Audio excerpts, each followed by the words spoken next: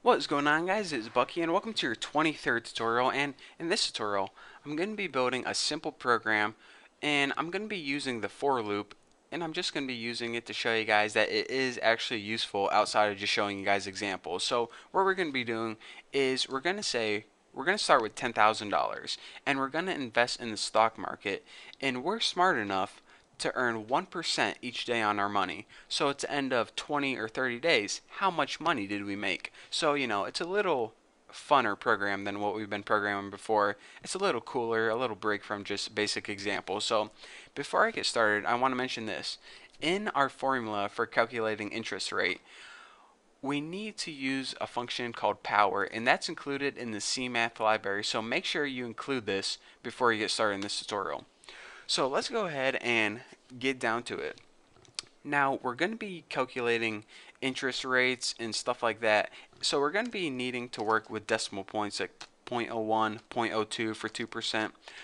But we already know int. So can we use integers when working with decimal points like this? No, we can't. Int is for whole numbers only, like 98, 4, 54.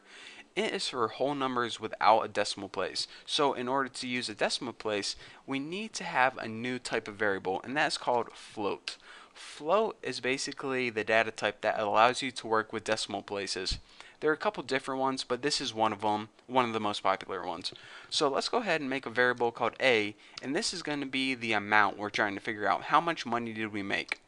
The next variable we need is called principal. So float p equals your principal amount in everyday terms. How much money did you invest? How much money did you start with?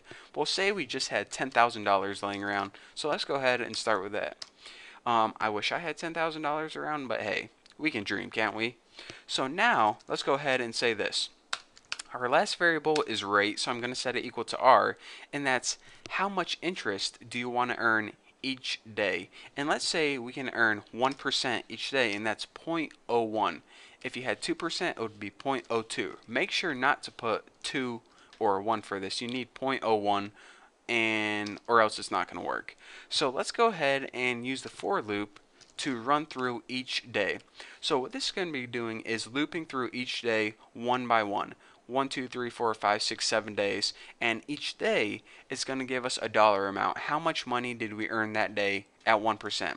So of course the for loop is going to loop through days. Let's go ahead and make a variable called day, int day, and we'll start at day 1, obviously, and the next parameter it needs is how long do you want to invest your money for. So let's say 20 days. So day is less than or equal to 20 days. And of course day plus plus, because one day at a time. We're not skipping any days and we're not taking any vacation time here. So now the formula for interest rate is this.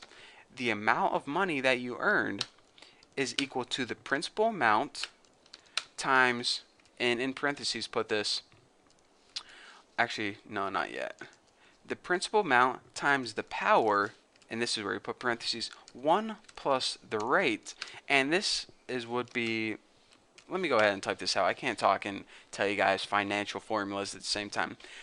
The formula for calculating interest rate is this. The amount of money you're going to make is equal to your principal investment times 1 plus rate, and the rate would be 0.01 in this case, to the day exponent. So it would be like 1%, 1.01% to the 20th power. So I mean, it's a weird formula, but that's how you calculate it. Just trust me, it works. So anyways, now what we have to do is just print out on the screen how much money we're going to make. So let's give it a nice little print thing. Let's go ahead and print the day first. And then just want to give it a nice little spacer here. There we go.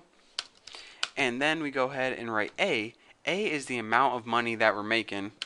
And then go ahead and we'll print this on a new line each time. So let's go ahead and run it, and you'll see what I'm talking about whenever I run it. So here is the day to the left, 1 through 20. We start off, and at the end of the first day, if we invest $10,000 at 1%, we earn $100 at the end of that first day. At the end of the ninth day, we almost earned $11,000. If we invested $10,000 and we earned 1% each day for 20 days, at the end of your 20th day, you would earn over $12,000. Well, you would actually earn $2,000, but calculating the money you already had in there, you would have over $12,000. That's pretty sweet, huh? So now you know why everyone wants to get in stock trading, because basically by just sitting at your computer and clicking buttons, making trades, you can earn $2,000 in 20 days. Pretty sweet, huh? So since this is fake money and we're just dreaming, let's say that we were a genius like Warren Buffett or Bill Gates, and we were smart enough to earn 3% each day. And let's say we invested this for 30 days. So go ahead and let me run this. Oh, mama, check this out. If you invest in money for 30 days and you earn just 3% on your money each day, at the end of 30 days or 1 month, you would over double your money. You would have $24,000 and more, and enough to go out to Taco Bell. So that is pretty sweet, and this makes me second guess my career as a computer programmer and kind of makes me want to get in the stock market. But by the way, before you guys get into the stock market, earning 3% a year would be good nowadays. Earning 3% a day is virtually impossible unless you're like Warren Buffett. So, anyways, there is your tutorial on a useful way to use the for loop in program, and also, some financial advice too, the formula for APR. So there you go, and I hope you guys learned at least something from this tutorial, and hopefully I didn't get you addicted to the stock market, because hey, we got more C++ to learn, guys. So thank you guys for watching. Don't forget to subscribe, and yeah, I'll see you guys later.